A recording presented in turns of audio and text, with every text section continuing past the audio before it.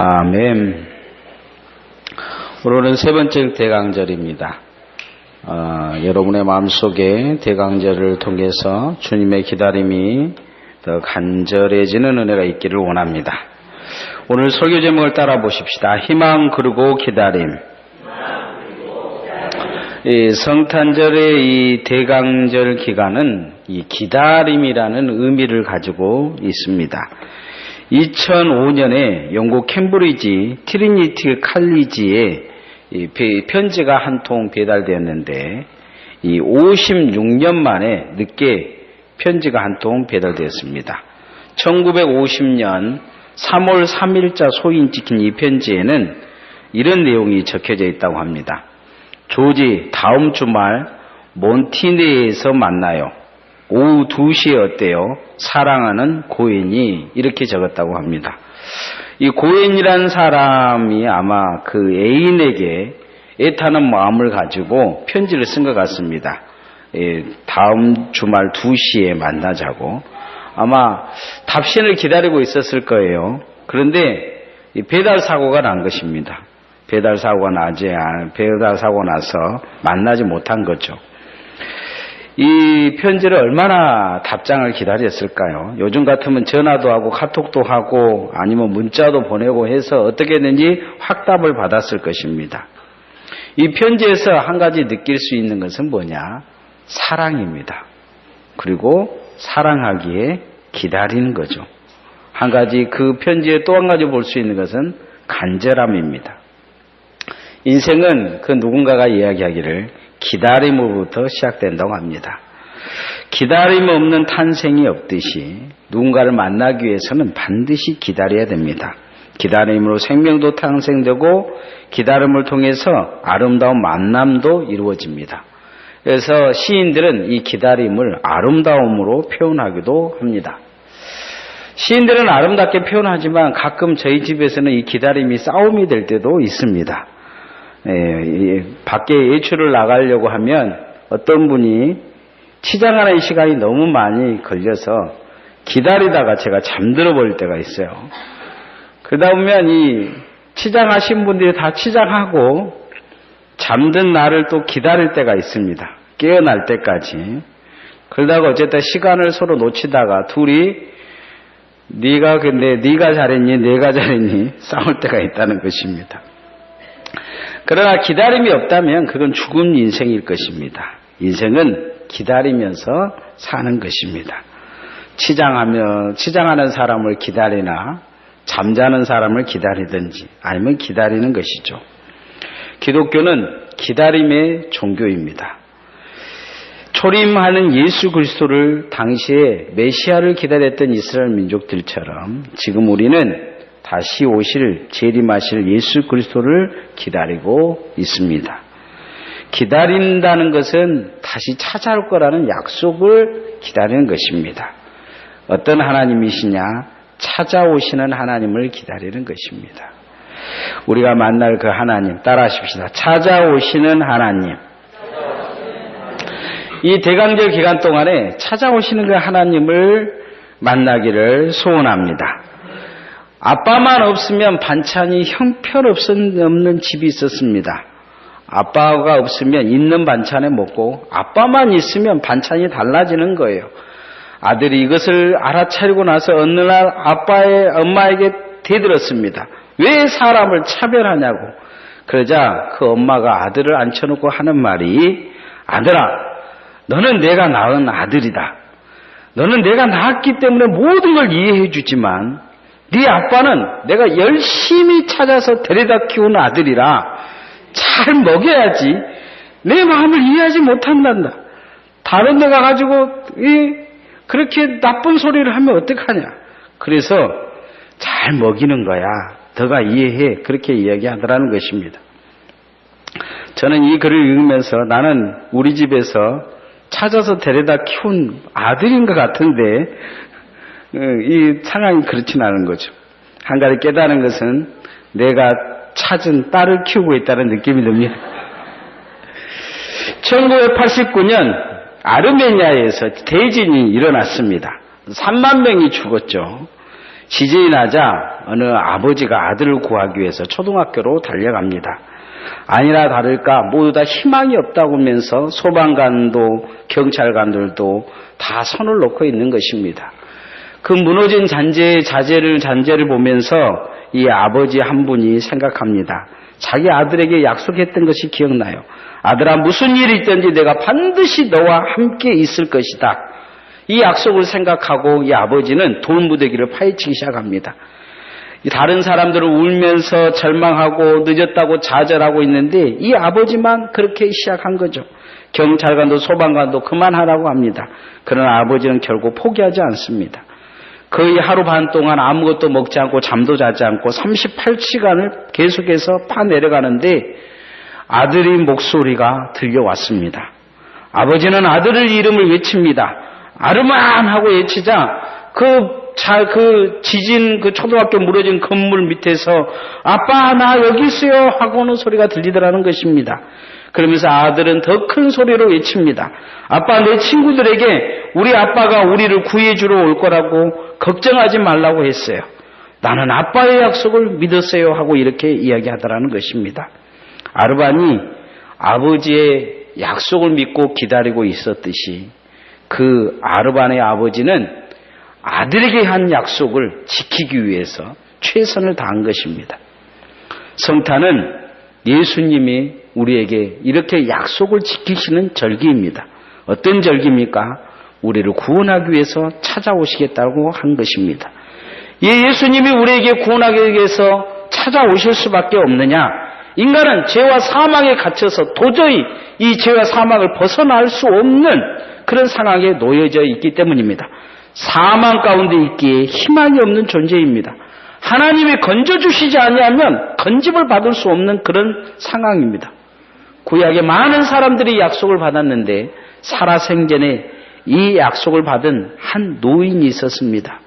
이 노인은 그 약속을 믿고 자기가 죽기 전에 이 구원자를 볼 거라고 생각했습니다. 보잘것없는 인생에게 하나님이 찾아오신다는 약속을 믿고 기다리고 있는 한 노인의 모습이 나타납니다. 그리고 그 약속이 이루어지는 것이 오늘 성경에 나타나는 것을 볼 수 있습니다. 25절에서 27절까지 한번 우리 같이 읽어보십시다. 예루살렘에 시몬이라 하는 사람이 있으니 이 사람은 여롭고 경건하여 이스라엘의 위로를 기다리는 자라. 성령이 그 위에 계시더라. 그가 주의 그리스도를 보기 전에는 죽지 아니하리라 하는 성령의 지시를 받았더니 성령의 감동으로 성전에 들어가매 마침 부모가 율법의 관례대로 행하고자 하여 그 아기 예수를 데리고 오는지라. 요셉과 마리아가 예수님이 탄생하자 40일 만에 이 결례를 행하기 위해서 이 관례를 행하기 위해서 예수님을 데리고 예루살렘 성전에 올라갑니다. 그때 하나님의 약속을 기다리고 있던 이 시몬이 예수님을 만난 것을 볼 수가 있습니다. 그가 왜 구원자를 기다렸겠습니까? 하나님께서 그에게 약속하셨기 때문입니다. 그가 죽기 전에 예수님을 만날 거라, 구원의 주를 만날 거라 약속했기 때문입니다. 시몬은 그를 찾아온 예수님을 만난 걸 볼 수가 있습니다. 인생의 만남은 참 중요합니다. 그러나 사람과의 만남도 중요하고 우리가 이 세상에서 이 만나는 그런 모든 것이 중요합니다. 그러나 인생에서 가장 만나야 될 분은 누구냐? 나를 찾아오시는 하나님을 만나야 될 줄 믿습니다. 계시록에도 말씀해 보면 예수님 오셔서 그렇게 말씀한 내가 문 밖에 서서 두드리로니 이렇게 말씀하고 계십니다. 성탄절은 예수님이 우리에게 찾아오시는 절기입니다. 세상 모든 종교를 보면요, 인간이 신을 찾아가는 모습을 보여줍니다. 그러나 유독 기독교만이 하나님이 우리에게 찾아오시는 종교입니다. 왜냐하면 인간은 스스로 구원할 수 없기 때문입니다. 인간은 스스로 하나님을 찾을 수 없기 때문이죠. 죄와 사망에 갇혀서 아무도 주님을 찾지 못하고 하나님을 만날 수 없습니다. 다만 인간이 할 수 있는 것은 찾아오시는 하나님을 만나는 것입니다. 내가 질병 가운데 있으면 그 질병 가운데, 절망 가운데 있으면 그 절망 가운데, 고통 가운데 있으면 그 고통 가운데 주님이 찾아오실 것입니다. 그 약속을 믿고 주님을 만나시기를 소원합니다. 오늘도 여러분에게 찾아오는 그 주님에게 마음의 문을 여십시오. 그러면 여러분에게 회복의 역사가 일어날 것입니다. 그 하나님을 통해서 여러분의 삶이 형통으로 나아갈 줄 믿습니다. 성탄절 기다리면서 또한 우리가 만나야 될 하나님은 어떤 하나님이냐? 포기하지 아니하시는 하나님입니다. 따라하시다. 포기하시지 않는 하나님을 만납시다. 일찍 혼자 되어서 너무 힘들어서 죽을까 하다가 호떡집이라고 하자고 호떡집 하는 아주머니가 있었습니다. 호떡집 하는 그 첫날부터 마음속에 희망이 생기기 시작했어요. 어느 잘생긴 중년의 남자가 호떡 가게에 와가지고 호떡을 물어봤습니다. 호떡 한 개에 얼마입니까? 그러니까 1,000원이라고 그랬어요. 그러자 1,000원을 내놓고 호떡은 먹지 않고 그냥 간 것입니다. 그 다음날도 와서 물어봤어요. 호떡 한 개에 얼마입니까? 이렇게 1,000원이라고 또 내고 갔어요. 그 다음날도 1년간 그렇게 매일같이 온 거죠. 이 아무 말도 안 꺼놓은 이 호떡 신사를 통해서 마음의 희망을 얻었습니다. 그리고는 이 말을 하지 못하는 이 사람을 통해 어느 날 이 아주머니는 꼭 말을 해야 되겠다 하면서 이 생각했어요. 말을 해야 되겠다 하면서도 자기도 말 못하고 좀 시간이 지났습니다. 어느 날 여금없이 호떡 가게에 호떡을 사러 신사가 왔어요. 그리고는 1,000원을 내려고 하고 있는데 이 아주머니가 용기 있게 이야기를 한 거예요. 마음속에 지금까지 꼭 반년 전부터 하고 싶었던 이야기를 했습니다. 그 이야기가 뭐냐면, 선생님, 호떡이 1,500원으로 올랐습니다. 사랑은 포기해도 돈은 포기하지 못한 호떡집 아주머니 이야기입니다. 성탄절은요, 우리를 포기하지 아니하시는 하나님의 징표가 나타나는 그런 절기입니다. 우리는 많은 것을 포기하지 못하면서도 한 가지 하나님을 포기하고 살고 있지 않는지 우리 자신을 뒤돌아봐야 됩니다. 이 호떡집 아줌마처럼 살고 있지는 않는지. 1989년 중국 애고부장이 이 일본을 처음으로 방문했습니다. 일본과 이 중국이 아주 사이가 좋지 않았는데 그때 이제 애교적으로 서로 이 교류를 하기 위해서 이 방문을 한 것입니다. 전 세계가 집중을 하고 있었습니다. 미국 방송들도 앞다투어 이것을 생중계로 보냈습니다. 미국 텔레비전을 가만히 보고 있던 어떤 한 한국인 노인이 벌떡 일어나더니 그 이야기를 한다는 걸 하였습니다. 저기 내 아들이 있다. 그 가족은 이 노인이 73세였기 때문에 노망이 들었다고 생각을 했습니다. 망령이 났다고 생각한 거죠. 그런데 이 어머니가 하도 날리고 소리를 지르며 눈물을 흘리니까 가족들이 가만히 그 TV를 들여다봤는데 정말 잃어버린 그 아들이 그 TV에 있는 것입니다. 이 아들은 대학 졸업반이었는데 그때 중국에 남게 되고 이 가족만 중국을 탈출해서 한국에 들어왔다가 다시 미국으로 이민을 간 것입니다. 그러고는 서로 연락이 끊어져 버린 거죠. 35년이 지났는데 이 큰아들은 중국 외교부의 고위직에 올라서 일본 방문단에 들어간 것입니다. 35년이 지났으니까 다 잊혀져 버릴 거라고 생각했는데 그 TV 속에서 그 대표도 아니고 대표단에 끼어서 뒤에 이렇게 슬쩍 지나가는 그 모습을 보고 그 어머니가 아들을 발견한 것입니다. 35년이 지났는데도요. 한눈에 알아본 거죠. 포기하지 않는 사랑 때문에 그 아들을 알아본 것입니다. 오늘 성경에도 보면요. 예수님을 이 마리아와 요셉이 데리고 성전에 들어갑니다. 많은 사람들이 봤을 거예요. 지나가면서 다 들여다봤으면서 아이고 얘기 예쁩니다. 이렇게 이야기했을 것입니다. 아이고 전례를 행해서 오셨군요. 정말로 건강해 보입니다. 이런 이야기를 많이 했는데 누구도 이 아이가 예수님인지를 알아보지 못했는데 한눈에 이 아이가 예수님이고 메시아인 줄 알아보는 사람이 있습니다. 오늘 성경의 28절부터 30절 말씀까지 한번 28절부터 32절까지 한번 같이 읽어봅시다. 시작. 시몬이 아기를 안고 하나님을 찬송하여 이르되 주제여 이제는 말씀하신 대로 종을 평안히 놓아 주시는도다. 내 눈이 주의 구원을 보았사오니 이는 만민 앞에 예비한 것이요 이방인을 비추는 빛이요 주의 백성 이스라엘의 영광이다 하니. 나이가 많이 든 이 시몬이 하나님의 약속을 믿고 기다리고 있었는데 죽기 전에 하나님 예수 그리스도를 만날 거라는 그 생각을 가지고 기다리고 있었는데 예수님을 보자마자 그가 메시아인 것을 알아본 것입니다. 그러면서 이제 죽어도 되겠다 하는 생각이 든 거죠. 자신을 포기하지 않으시는 하나님을 그는 거기서 경험하게 됩니다. 우리가 하나님을 포기하지 않으면 하나님 또한 우리를 포기하지 않을 줄 믿습니다. 마지막 날 주님 오실 때 우리가 주님 알아보는 믿음이 이렇게 있기를 원합니다. 하나님은 우리를 포기하지 않으시는 그런 하나님이십니다. 어느 불량 청년이 여러 차례 범죄를 해서 감옥에 들락당해 했습니다. 결국 나중에 살인을 했어요. 재판장에서 이 법정에서 재판관이 무기징역을 선고합니다. 그럴 때 이 재판장에 주저앉아서 엉엉 우는 사람이 있었습니다. 누구냐면 그의 어머니였습니다. 이 재판장이 그 우는 어머니의 위로한답시고 그런 이야기했습니다. 그럴 몹쓸 자식 이젠 포기해버리세요. 잊어버리세요. 그리고 집에 돌아가서 마음 편히 지내세요. 이렇게 이야기했다고 합니다. 그러자 그 어머니가 벌떡 일어나면서 정색을 하면서 눈물을 씻으면서 큰 소리로 당당하게 이야기하더라는 것입니다. 천만에요. 나는 내 아들을 포기할 수 없습니다. 20년, 30년, 아니 무기징역을 산다 해도 내 아들이 돌아올 때까지 나는 죽지도 않고 살아있을 것입니다. 나는 세상에 다 포기해도 나는 내 아들을 포기하지 않을 것입니다. 하고 외치더라는 것입니다.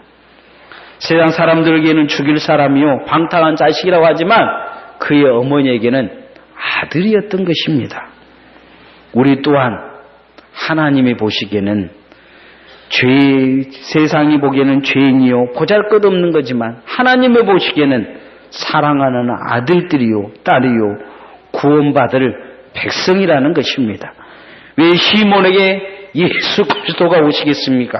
왜 그에게 그가 보였겠습니까? 하나님이 그를 포기하지 않으신 것입니다.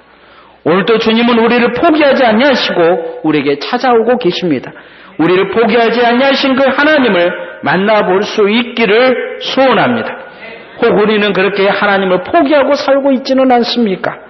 예배도 포기하고 기도도 포기하고 하나님 만나기를 포기하는 삶으로 우리가 들어서 있지는 않습니까? 주님 앞에 돌아서시기를 소원합니다. 약속을 믿고 한눈에 주님을 알아본 시몬처럼 내 믿음이 주님을 포기하지 않는다면 주님 또한 나를 포기하지 아니하시며 나를 일으켜 주실 줄 믿습니다. 이 대강절 기간 나를 포기하지 아니하시는 하나님을 만나보는 은혜가 있기를 소원합니다. 대강절 기간 우리가 또한 만나야 될 하나님은 기다림 속에서 실망시키지 아니하시는 하나님입니다. 하나님은 우리를 절대로 실망시키지 아니하시며 따라하십시다. 실망시키지 아니하시는 하나님을 만납시다. 어떤 분이 이발소를 하면서 이발을 열심히 잘했습니다.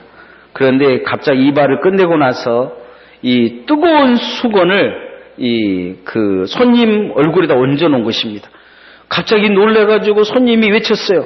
아니 이렇게 뜨거운 수건을 왜 내 얼굴에다 올려놓습니까? 그렇게 이야기하니까 이발사가 하는 말이 죄송합니다. 너무 뜨거워서 들고 있기가 힘들어서 내려놨습니다. 아마 이 김장로님은 아닐 것입니다. 아마 이 신사는 실망해서 다시는 이 이발관에 가지는 않았을 것입니다. 사람이 뭔가 실망하게 되면 사람도 만나기도 싫어하게 되고 그 뭔가 장소에 실망하면 다시 그곳에 찾지 않는 것을 볼 수가 있습니다. 어느 옛날 상중에 가나안 집에 어머니와 딸이 살고 있었는데 이 딸이 이 고등학교 다니면서 그냥 방황하다가 집을 나가게 됐습니다. 집을 나가서 9년 동안 이제 세상 살다 보니까 힘들고 어려운 길에 접어든 거예요. 나쁜 길에 접어들어서 정말 형편없는 삶을 살았습니다. 어느 날가 전도해서 교회 한번 가보자고 교회 가서 설교를 듣다가 돌아온 탕자의 설교를 듣고 그는 마음속에 한 가지 결심합니다. 집으로 돌아가야 되겠다. 내 삶이 탕자와 같지 않을까 생각을 합니다. 그리고는 어머니를 찾기로 결심하고 집으로 돌아갑니다. 산중에 그가 도착했을 때 산중은 캄캄했고 길이 보이지 않았습니다. 어렸을 때의 기억을 찾아서 불빛이 없는 길을 찾아갑니다. 그리고는 먼 밑에 고향집이 보입니다. 집에 다가와서 설레는 가슴을 안고 문을 두드리는데 안에서 대답이 없습니다. 다시 문을 두드려 대답이 없는데 문을 두드리다가 보니까 문이 열린 것입니다. 삐그덕 열려서 대문을 열고 들어갔는데 보니까 들어가서 엄마 하고 소리를 냅니다. 그 안에 아무 소리가 없어서 가슴에 덜커덕 소리가 납니다. 혹시 엄마가 죽은 것이 아닐까? 혹시 도둑이 될까냐? 다시 크게 소리를 지릅니다. 엄마 제가 왔어요 하고 소리를 내자 그 어머니가 펄떡 일어나서 꿈에서 본 듯 그 자녀를 맨발로 뛰쳐나옵니다. 그러면서 눈물을 흘리면서 그 딸을 껴안습니다. 이 딸은 큰 소리로 이야기합니다. 엄마, 해지기 전에는 문단속 잘하라고 그렇게 이야기하더니 왜 대문도 안 열어놓고 안 잠그고 반문도 안 잠그고 그렇게 사는 거예요. 그렇게 이야기하면서 이렇게 막 소리를 지르자 이 어머니가 하는 말이 아니다. 오늘 저녁뿐만 아니고 내가 집을 나간 그날부터 대문도 안 잠그고 방문도 안 잠갔다. 혹시 내가 돌아와서 문을 두드릴 마음이 없어서 돌아갈까봐 두드리다가 문이 잠기면 혹 마음 변해서 돌아갈까봐 9년 동안 문을 잠그지 못했다. 이렇게 이야기하더라는 것입니다. 이것이 어머니의 마음이요 어머니의 사랑일 것입니다. 성경은 혹 하나님은 우리에게 이렇게 돌아설까 싶어 우리에게 책망하시지 않고 사랑한다고 말씀하고 계십니다.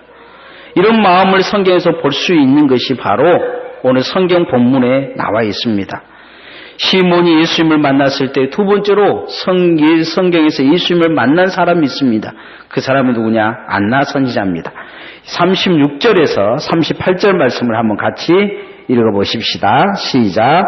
또 아셀 지파 바누엘의 딸 안나라 하는 선지자가 있어 나이가 매우 많았더라. 그가 결혼한 후 7해 동안 남편과 함께 살다가 가부가 되고 84세가 되었더라. 이 사람이 성전을 떠나지 아니하고 주야로 금식하며 기도함으로 섬기더니 마침 이때에 나와서 하나님께 감사하고 예루살렘의 속량을 바라는 모든 사람에게 그에 대하여 말하니라. 이 안나라는 선지자는 결혼한 지 7년 만에 가부가 되었습니다. 당시 이 여자들은 보통 15세 전후에 결혼했기 때문에 아마 20대 초반에 가부가 되었을 것입니다. 84세가 되었다면 한 60년을 가부로 산 것입니다. 당시에 혼자 산다는 것은 가난과 고난이라는 단어와 일치된 삶이었을 것입니다. 사람들 그를 손가락질하면서 힘든 삶에 대해서 여러 가지 이야기를 했을 것입니다. 사람에게 위로받기는 힘든 그런 삶입니다. 그런데 이 위로받기 힘든 삶을 평생 60년간 살아온 이 여인에게 하나님은 인생의 마지막 위로를 주십니다. 그건 뭐냐? 메시아를 만나게 해주신 것입니다. 그 누구에게도 예수님은 메시아라고 자신을 드러내지는 않았지만 이 위로가 없는 인생에게 위로를 주시는 것을 볼 수가 있습니다. 그의 생애의 최고의 위로는 무엇이었겠습니까? 죽기 전에 메시아를 본 것입니다. 구원이 그에게 임한 것입니다. 실망할 만한 삶의 마지막에 실망보다는 위로를 허락하시는 하나님을 볼 수가 있습니다. 이런 유머가 있습니다. 병원에서 한 환자가 수술대에 누웠습니다. 너무 긴장돼서 의사 선생님 손을 꼭 붙잡고 부탁합니다. 선생님, 제가 수술이 처음인데요. 너무 긴장해서 정말 수술하기 전에 죽겠어요. 잘 부탁합니다 하고 이렇게 이야기하니까 의사가 그 손을 잡고 위로를 하더라는 것입니다. 너무 걱정하지 마십시오. 선생님도 처음이지만 저도 수술이 처음입니다. 이 세상이 주는 위로라는 것이 이런 것입니다. 인간의 위로는 그 마음에 위로를 줄 수가 없습니다. 하나님의 위로만이 참 위로가 될 줄 믿습니다. 오늘도 하나님을 우리가 찾고 하나님을 만나면 하나님은 우리를 실망시키지 아니하실 것입니다. 이 아셀제파 바누엘을 따라 안나에게 예수 그리스도가 그에게 찾아가셔서 그가 정말 이 메시아인 그분을 만나게 하시겠습니까? 바로 하나님은 그에게 위로가 필요했기 때문입니다. 오늘 우리에게 위로가 필요하다면 주님은 위로의 하나님으로 찾아오실 것입니다. 이 성탄절 하나님을 그 위로의 하나님을 만남을 통해 참된 위로가 여러분에게 있음을 통해서 실망시키지 아니하시는 하나님을 만나보는 은혜가 있기를 소원합니다. 이 성탄절은 기다리는 기간입니다. 특별히 대강절 기간 동안은 기다림의 기간입니다. 이 기다림의 기간 동안 찾아오시는 하나님을 만나십시오. 여러분의 마음을 두드리고 계시는 그 하나님을 만나기를 소원합니다. 그러면 포기하시지 아니하시는 하나님을 만나게 될 것입니다. 여러분이 포기했을지라도 그 하나님을 만나면 여러분이 포기한 것이 이루어질 줄 믿습니다. 그 포기하시지 않는 하나님을 만나면 우리를 실망시키지 아니하시는 하나님을 만날 수 있습니다. 그 하나님을 만남을 통해 참된 위로가 이 성탄을 통해서 나타나기를 주님의 이름으로 축원합니다. 이 시간 찬양하겠습니다.